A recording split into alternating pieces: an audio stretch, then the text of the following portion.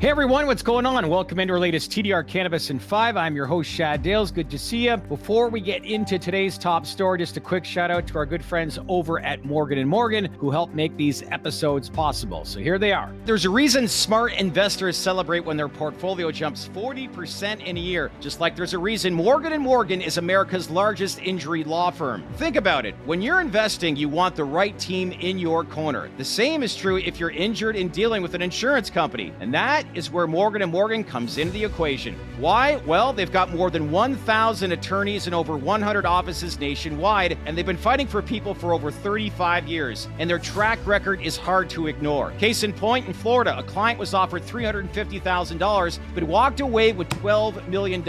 So in total, Morgan & Morgan, they've recovered more than $25 billion for over 500,000 clients. Because if you're injured due to someone else's negligence, you deserve to be paid. Not all law firms are created equal, but with Morgan & Morgan, their fee is free unless they win. You can start your claim right now by clicking the link in the description below or by scanning this QR code on your screen with your phone. At the end of the day, if you want what you deserve, make sure you go in with the right team by contacting Morgan & Morgan today. All right, let's get into today's podcast because today we've got a major update out of the state of Michigan that could have ripple effects, not only in the state, but across the cannabis industry. Here's the latest. A judge just ruled that a controversial new 24% wholesale tax on marijuana could take effect, at least for now, even though the industry filed a lawsuit challenging it. So really, what's going on here? What does this mean for growers, retailers, consumers, and legal cannabis nationwide? So let's get into our latest TDR Cannabis in 5. All right, let's begin with what is indeed going on here. It's the 24% tax and why this matters. First, to set some background here, back in October earlier this year, as part of the new state budget, lawmakers in Michigan, they passed a new 24% wholesale tax on cannabis products, and a lot of people were up in arms in Michigan, and rightfully so. So this tax was framed as a way to raise funds for Michigan's aging roads and infrastructure, a plan that would generate about $420 million a year for road repairs statewide. Little coincidence, 420 here. So that wholesale tax, it's separate from the existing 10% retail excise tax voters approved back when recreational cannabis was legalized way back in 2018. So on paper, yes, it sounds like a simple revenue move, but in practice, it's raised alarms across the industry. And here's why. Many operators argue it hits slim margin retailers especially hard. It could force price increases and may push customers back towards the black market instead of regulated stores. This has been an ongoing issue in Michigan. So right now, the stakes are high, both for those running legal cannabis businesses and for state-level regulation of the industry. So now let's move to the lawsuit and who sued and what they claim. So almost immediately after the tax passed, cannabis industry groups, they indeed pushed back, and you can understand why. The plaintiffs, including big growers and processors, they filed a lawsuit arguing that the tax was unconstitutional. Their main claim here, by imposing this wholesale levy, lawmakers effectively amended the original voter-approved cannabis law, which would have required a supermajority in the legislature, something this tax did not get. So they asked the court for a preliminary injunction to block the tax from going into effect while the case indeed plays out, arguing that without it, many small businesses could face irreparable harm. So that would include lost customers, shrinking margins, license risks, maybe even closure, and maybe is putting it mildly. So to boil it down, there's a split between those who see the tax as a legal overreach and those who view it as a legitimate revenue tool building upon existing law. So the regulated Michigan market appears to be getting a lot messier. So here's the most important thing, and it's the judge's decision. The tax will stand at least for now. So now let's fast forward to today, December 2025, where the judge in this case is Sima Patel of the Michigan Court of Claims, who released a ruling. She denied the request for a preliminary injunction, so that means the 24% wholesale tax goes into effect as planned, at least for now. So the question is why? In her 28-page opinion, she concluded that the plaintiffs failed to show that the tax clearly violated the state constitution or that they would suffer irreparable harm. Judge Patel further explained that the new road funding tax doesn't directly rewrite or replace the existing cannabis law. It simply layers a new separate tax on top, which she said is permitted. So what does that mean? Well, it means unless the law is overturned later, cannabis businesses across Michigan have to comply, and wholesale cannabis sales will now carry this additional tax burden. Oh man, not good. At the same time, she left the door open for the broader case to continue. The court will still examine whether the new tax undermines the original intent of the voter-approved law. So right now, as it stands, this isn't over yet, but for now, at least, the tax is going to stay. So with the tax now staying, what does this mean short-term and long-term in Michigan? Meaning, what are we looking at now moving forward? Well, first up, short-term, Michigan cannabis operators, especially smaller shops, they're going to face serious squeeze. Many are already operating on thin margins. So think about it. This 24% wholesale tax could force them to raise prices, cut corners, or even shut down. And we all know what this is going to translate into. It's going to push consumers away from licensed shops and back towards the illicit market. Not good, because you're undermining one of the biggest benefits of legalization. That's been the fear industry groups voiced all along, and this isn't just in Michigan either. But long-term, this ruling sets a precedent. If the new wholesale tax survives future court scrutiny, other states may take note, especially those looking for new revenue streams, by wary of amending existing legalization statutes via supermajority. Plus, think about this. It changes the financial math for cannabis businesses, because let's face it, they need to adapt, maybe scale up, cut costs, consolidate, or rethink their entire business model. Then for lawmakers, this could look like a blueprint, combining legal cannabis with traditional tax and spend priorities like roads. Though if you've been to Michigan lately, I would argue, where is this tax revenue going? Because it doesn't appear it's going to roads and infrastructure. And on top of that, for regulators and operators, though, it might mean navigating a more challenging, less predictable market. That is the current state going on in Michigan. So, saying all this, what should we watch for next? Well, there's a few key things you should be watching. One is the ongoing legal case. The judge allowed the lawsuit to proceed, so there's still a chance the tax could be struck down. 2, whether businesses start to close or pass the tax burden to consumers. Early pricing moves will tell us a lot.